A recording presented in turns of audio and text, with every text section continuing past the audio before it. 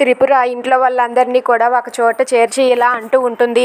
మీరందరూ కూడా నా దగ్గర ఏదో నిజాన్ని దాస్తున్నారు. అదేంటో నాకు తెలియాలి. అది తెలిసేంత వరకు నేను మంచినీళ్ళు కూడా ముట్టను అని చెప్పి అంటుంది. అది వినగానే మిథున, దేవ, సత్యమూర్తి ఇంట్లో వాళ్ళందరూ కూడా అలా చూస్తూ ఉంటారు.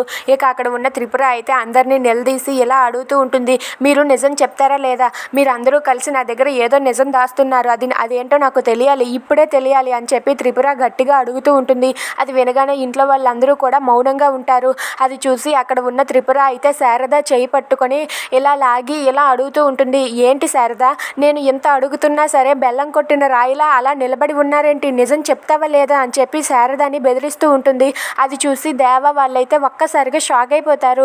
ఇక అక్కడ ఉన్న త్రిపుర అయితే శారద చేయి పట్టుకొని గట్టిగా బెదిరిస్తూ అడుగుతూ ఉంటుంది. నిజం చెప్పు, అసలు ఏం జరిగిందో నిజం చెప్పు అని చెప్పి త్రిపుర శారదని అడుగుతుంది.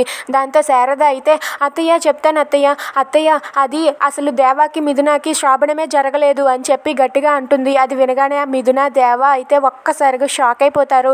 ఇక ఆ మాట వినగానే త్రిపుర అయితే ఏంటి, పెళ్ళై ఎన్నాళ్ళైనా సరే వాళ్ళకి శోభనమే జరగలేదా? అసలు మీరు మనుషులేనా? ఏం చేస్తున్నారు ఇక్కడ అని చెప్పి అడుగుతూ ఉంటుంది. అది వినగానే అక్కడ ఉన్న శారద, సత్యమూర్తి అయితే తలదించుకొని అలా చూస్తూ ఉంటారు. ఇక అక్కడ ఉన్న దేవ, మిథున అయితే సిగ్గుపడుతూ వాళ్ళైతే ముఖం చల్లక అటువైపు తిప్పుకుంటూ ఉంటారు. ఇక త్రిపుర ఇలా అంటూ ఉంటుంది. ఉన్నాను కదా, నేను ఇక్కడే ఉన్నాను కదా, చెప్తాను. వీళ్ళిద్దరి శోభనానికి నేను ముహూర్తం పెడతాను. ఎవరు ఆపుతారో నేను చూస్తాను. ఆ శోభనం జరిగాకే నేను ఎక్కడి నుండి కదులుతాను అని చెప్పి అంటుంది. అది వినగానే అక్కడ ఉన్న దేవ, మిథున వాళ్ళిద్దరూ కూడా ఒక్కసారిగా షాక్ అయ్యి అలా చూస్తూ ఉండిపోతారు. If you like this video please subscribe our channel.